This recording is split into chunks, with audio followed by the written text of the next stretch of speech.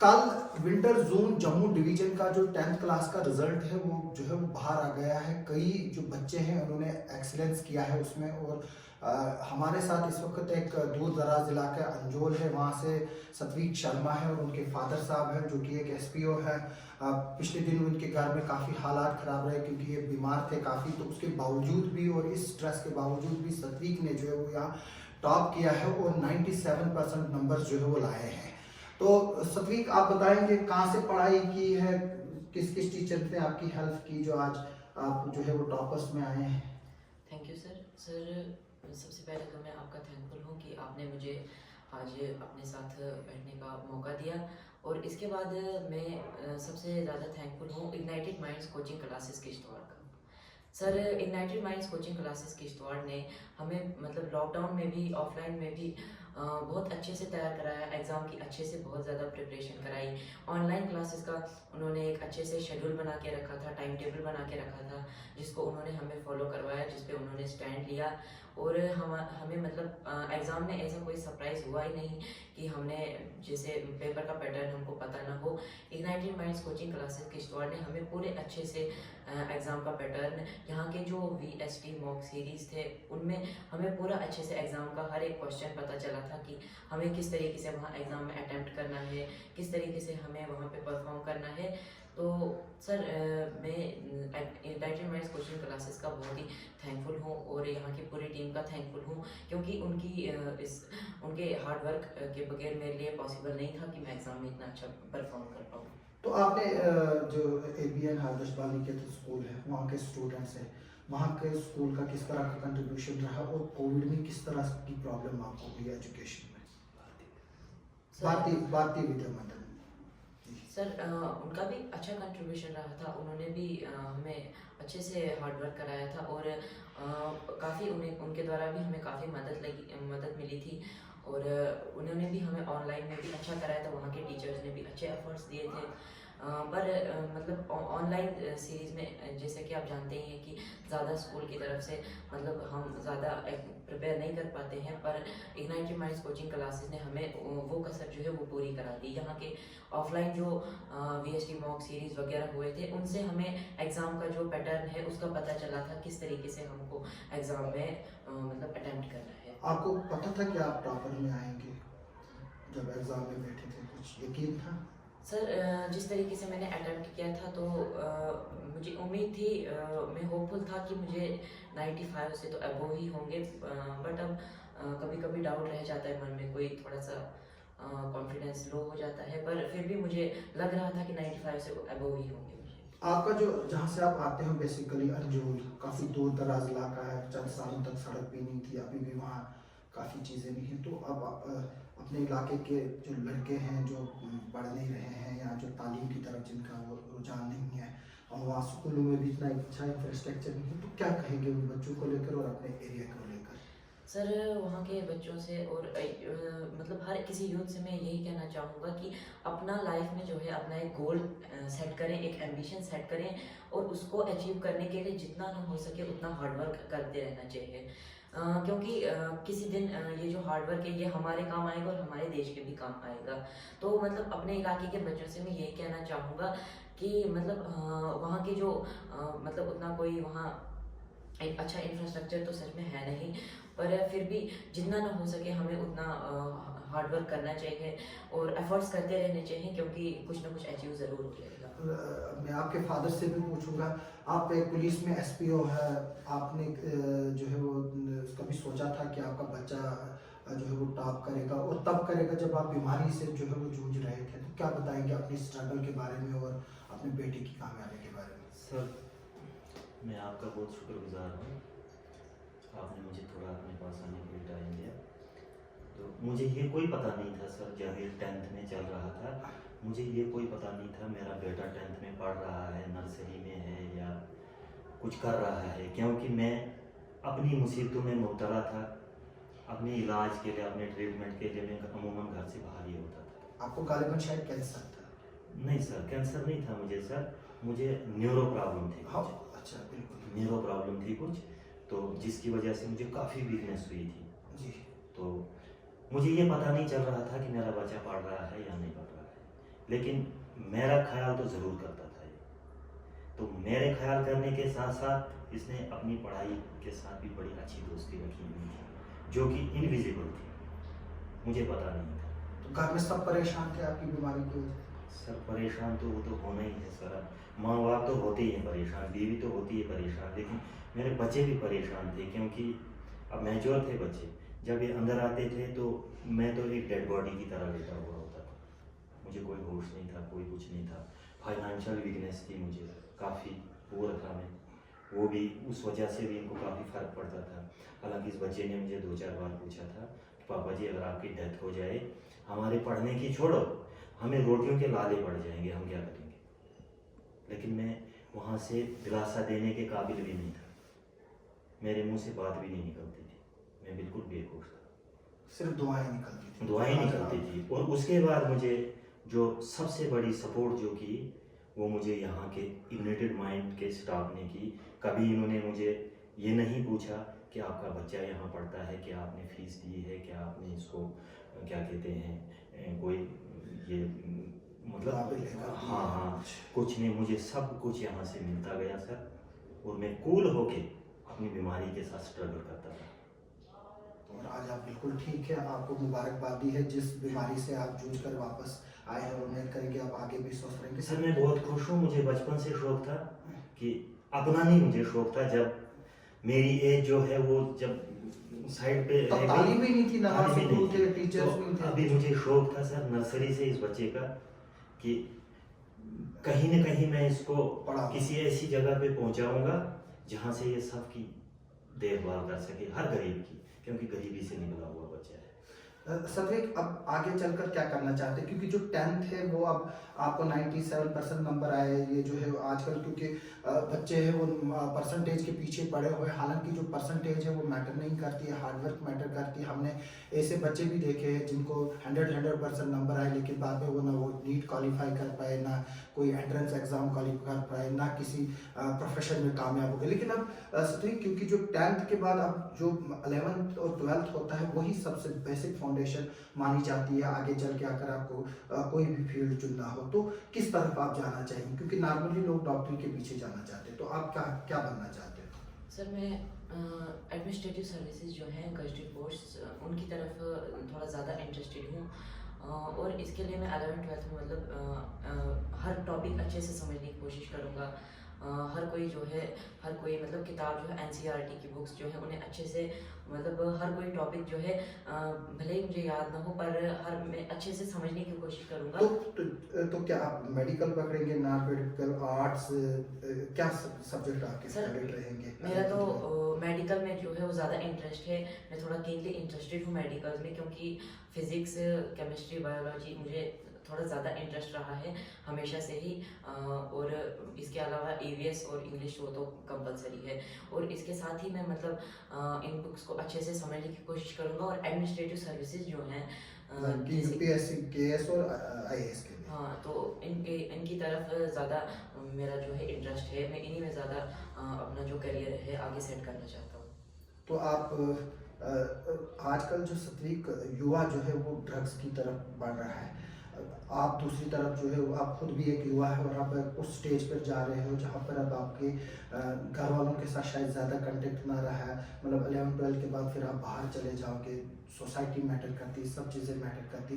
जो लड़के आज, जो बच्चे आज, जिसमें लड़कियाँ भी ड्रग्स की तरफ जा रही है, उनके लिए क्या कहेंगे आप, और क्या मैसेज देना चाहेंगे उनके लिए, और अपने जो साथी हैं, जो आपके दोस्त हैं, उनके लिए सर, आज के दिन? ड्रग एडिक्शन जो है वो एक बहुत ही सीरियस मेल एडिक्शन है हमारी सोसाइटी के लिए।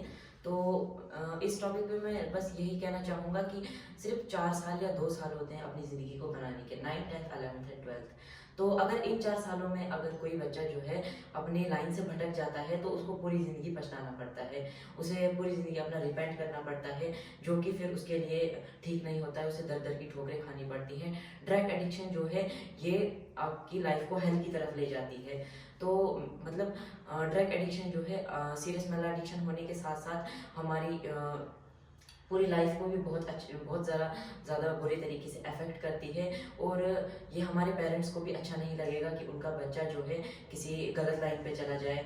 तो क्योंकि उनकी जो उम्मीदें हैं हमारे साथ, उनकी जो एस्पायरेशन होप्स हैं हमारे साथ, अगर हम उन्हें धोखा देंगे तो हम इस ज़िंदगी में जो है कुछ अचीव नहीं कर पाएंगे। तो पेरेंट्स को क्या आप मैसेज देंगे, क्योंकि आज हम देख रहे हैं कि जब बच्चा ड्रग्स की तरफ जाता है तो माँ बाप को पता चलता है, लेकिन वो सोसाइटी के प्रेशर में आकर जो है शायद सामने नहीं आते। आपके फादर ने कहा कि इनको पता नहीं था बीमारी की वजह से आप किस क्लास में हो, लेकिन उसके बावजूद भी आप अपने फादर की इनोसेंस का जो है वो ले सकते थे फायदा, लेकिन आपने वो पढ़ाई में कन्वर्ट किया। तो जो पेरेंट्स हैं उनको क्या बोलोगे जिनके बच्चे वो ड्रग एडिक्ट से, कि क्या उनको सामने आना चाहिए और अपने बच्चों को इलाज कराना चाहिए और पुलिस और एडमिनिस्ट्रेशन की मदद लेनी चाहिए या इंस्टीट्यूट्स की मदद लेनी चाहिए? सर, ड्रग एडिक्शन यानी उसकी वो जब तक एज आती है तब तक बच्चा भी खुद मैच्योर हो जाता है। तो पहले तो ये बच्चे को होना चाहिए कि खुद को हमें उसकी तरफ ज़्यादा ध्यान नहीं देना चाहिए, कुछ मतलब हमें उसकी तरफ जाना ही नहीं चाहिए उस लाइन पे। और इसके अलावा अगर पेरेंट्स की बात की जाए तो पेरेंट्स को जो है पहले अपने बच्चों को समझाना चाहिए कि ऐसी गलत लाइन है। वैसे तो ज़्यादा कोई ये पेरेंट्स जो होते हैं मतलब सोसाइटी के सामने आने नहीं देना चाहते हैं, पर फिर भी अगर वो बच्चा उनका जो है वो गलत रास्ते पे चला जाता है तो उनको एडमिनिस्ट्रेशन की मदद भी लेनी चाहिए। और जो है क्या बोलते हैं, बच्चे को भी अपने को समझाना चाहिए कि ऐसा करना जो है उसके और उसकी लाइफ के लिए बहुत ज़्यादा इलाज डिसीव कर जरूरी है, सकता वहाँ है। इलाज करने की ज़रूरत है। सतवीक, आज एक इम्पॉर्टेंट इशू जो है वो जिससे हम सोसाइटी में जो है वो स्ट्रगल कर रहे हैं, और पिछले दिनों गवर्नमेंट्स के डाटा आए हैं कि जो रूरल एरियाज़ के बच्चे हैं वो ड्रॉप आउट हो रहे हैं, और जिनमें लड़कियों की ज़्यादा तादाद है। तो आप भी एक रूरल एरिया से बिलोंग करते हैं जहाँ पर बिल्कुल कोई फैसिलिटी नहीं है, हालांकि अंजोल हमारे करीब पास में है। तो पिछले दिनों हमने देखा कि वहाँ की जो वुमेन सरपंच है ईशा शर्मा, उन्होंने भी काफ़ी कोशिशें की। जो ड्रॉप आउट हो रहे हैं बच्चे, उसको लेकर काफ़ी चिंता जो है वो पूरे सिस्टम में है। तो उसको आप कैसे देखते हो और इसको किस तरह से हल किया जा सकता है? आप क्या कहना चाहेंगे इस पर, जो ड्रॉप आउट बच्चे हो रहे हैं स्कूलों से? सर, बच्चों को जो है ड्रॉप आउट नहीं करना चाहिए पहली बात, क्योंकि हर किसी बच्चे को पढ़ने का हक है और वो मतलब अच्छे से अपनी लाइफ में कुछ अचीव करना चाहता है, जिसके लिए कि वो बहुत हार्ड वर्क करता है, उसके पास भी अपनी उम्मीदें होती हैं।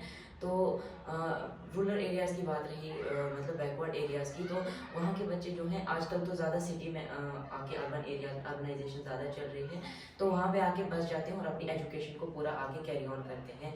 पर फिर भी अगर कोई बच्चा जो है वो ड्रॉप आउट कर लेता है तो उसके लिए मैं यही मैसेज देना चाहूँगा कि उसे अपने मतलब अगर उसके पेरेंट्स उसे ड्रॉप आउट कराते हैं तो मतलब उसे अच्छे से मतलब खुद ही पेरेंट्स को समझाना चाहिए कि मुझे ड्रॉप आउट ना करें। और अगर वो खुद करता है तो ये तो उसकी अपनी लाइफ को धोखा है। उसे खुद मेहनत करने का ये एम्बिशन बनाना चाहिए लाइफ में, ताकि उसे बाद में जाके फ्यूचर में कोई पछताना ना पड़े।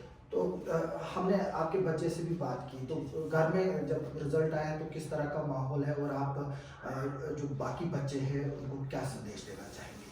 सर, मैं एक्चुअली ऑफिस में था, मैं पुलिस ऑफिस में हूँ, यहाँ USP हेडक्वार्टर साहब के ऑफिस में काम करता हूँ सर। तो वहाँ था मैं, तो वहाँ मैंने सुना, वहीं रिज़ल्ट देखा बच्चे का। मुझे उम्मीद नहीं थी वैसे, तो बच्चे का रिज़ल्ट देखा तो वहाँ मुझे अपने जो मेरे सीनियर्स थे, मेरे उस्ताद जो थे, उनने मुझे मुबारक दी, गले लगाया। उन्होंने मजाक किया कि हमारे लिए कोई चाय वगैरह लाओ। तो बट सर, मजबूरी की वजह से मेरे पास 25 पैसे भी जेब में नहीं थे, और ना ही मेरे पास मोबाइल में पैसे थे कि मैं किसी को बोलूँ कि मुझे 50 रुपया चाहिए या 100 रुपया चाहिए। मैंने अपनी खुशी से अपने उस्तादों को यहाँ एक चाय का कप पिलाना है। तो उनके बोलते बोलते ही मैं गेट से बाहर आ गया और वहाँ से डिस्लोकेट हो गया, तो घर चला आया उसी मजबूरी में।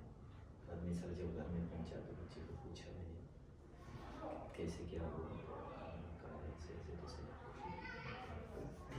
खुशी की बात ही थी। तो जो बाकी बच्चे हैं उनको क्या कहोगे आप, क्योंकि आप तो खुद बीमार थे, खासतौर पर मैं जो बात कर रहा हूँ क्योंकि आजकल जो बच्चे हमारे टीनेजर से वो ड्रग्स की तरफ बढ़ रहे हैं, न कि पढ़ाई की तरफ। तो आपका बच्चा आपकी लाचार होने के बावजूद भी फिर भी इसने मेहनत की, जैसे मैंने इसको पूछा भी, आपको धोखा भी दे सकता था। तो क्या बताएंगे उन पेरेंट्स और उन बच्चों के लिए? सर, उनके लिए हम यही कहेंगे कि मेरे ख्याल में जितने भी डिपार्टमेंट्स हैं, सबसे छोटा आदमी में, सबसे छोटा आदमी इंसान छोटा कोई भी होता नहीं है सर, एज ए फाइनेंशियली मैं छोटा हूँ, इसमें ये बिल्कुल सोच उसमें नहीं, कोई उम्र- शक नहीं है कि उम्र से जितना मैं बड़ा हूँ लेकिन फाइनेंशियली मैं छोटा हूँ, साथ में मजबूर हूँ, मैं बीमार हूँ। तो मैं यही कहना चाहूँगा कि अगर मुझ में इतना शौक है, मुझ में इतना जज्बा है, तो हर एक को ऐसा होना चाहिए, चाहे जो मुझसे नीचे है चाहे जो मुझसे ऊपर है। ये कोई एहसान नहीं है सर अपने बच्चे को सुधारना, ये एक हमारा दस्तूर है अपने बच्चे को रास्ते पे लाना। अब मेरा यही है कि जो भी पेरेंट्स हैं जिनको शौक है अपने बच्चों को बनाने के लिए, इनफैक्ट हर एक को होना चाहिए। हाँ, तो अपने बच्चों को अच्छी तरह फॉलो करें, मुसीबत करें, बर्तन साफ करें, जगह जगह जाकर मजदूरी करें और अपने बच्चों का फ्यूचर बनाएं। आप दोनों का बहुत बहुत शुक्रिया। अगर ज़िंदगी में तरक्की हासिल करनी है और अगर आपने अपने इलाके के लिए चेंज लानी है, उसके लिए सिर्फ एक ही चीज़ है, वो एक तालीम है। अगर आप अपने बच्चों को और अपनी सोसाइटी को तालीम की तरफ ले चलते हैं तो उसी से जो है वो इनकलाब आ सकता है। जैसे कि आज सत्वीक ने जो है वो 10th क्लास के एग्ज़ाम में टॉप करके, इसके बावजूद कि उसके घर में ऐसे हालात नहीं थे, इसका बाप जो है वो मुर्दा जैसी लाश एक बिस्तरे पे पड़े थे, और शुक्र है अल्लाह के कि आज वो हमारे साथ है और अभी रिकवर हुए, लेकिन फिर भी ये उतने फिजिकली अभी फिट नहीं है जितना होना चाहिए। तो मैं सभी को और इनके पेरेंट्स और इनके जितने भी टीचर्स हैं, चाहे वो यूनाइटेड माइंडेड्स के हैं, चाहे वो भारतीय विद्या मंदिर स्कूल का स्टाफ हो, वहाँ के प्रिंसिपल राम सेवक जी हूँ, मैं सबको मुबारकबादी देता हूँ कि आज इस बच्चे ने जो है वो उनके स्कूल का भी और इस कोचिंग इंस्टीट्यूट का भी जो है वो नाम रोशन किया। लेकिन मैं उन पेरेंट्स से भी रिक्वेस्ट करता हूँ कि जिनके बच्चे जो है वो अगर कमज़ोर हैं उनको जो है वो हौसला दें, उनको आगे बढ़ाएं, ना कि उनको डिमोरलाइज करें। क्योंकि अगर किसी बच्चे को कम परसेंटेज आई है, हम देख रहे हैं कि उसके माँ बाप उसको टॉर्चर कर रहे हैं, बता रहे हैं, दूसरे बच्चे की एग्जाम्पल दे रहे हैं। आप दूसरे बच्चों की एग्जाम्पल उनको दो, लेकिन साथ में उनको मोटिवेट भी करो, ना कि इस तरह से कि वो बच्चा डिमोरलाइज होकर जो है वो आगे चलकर ना बढ़ पाए और उसको जो है वो शौक ही रह जाए और वो नंबर पाने के चक्कर में जो है वो अपने आप को भी जो है वो कहीं खो दे। तो मेरी रिक्वेस्ट है पेरेंट्स से कि अगर उनको किसी चीज़ का ध्यान रखना है, वो सिर्फ अपने बच्चों को उस तरफ ध्यान रखना है कि वो कहीं गलत रास्ते की तरफ जो है वो ना भटके।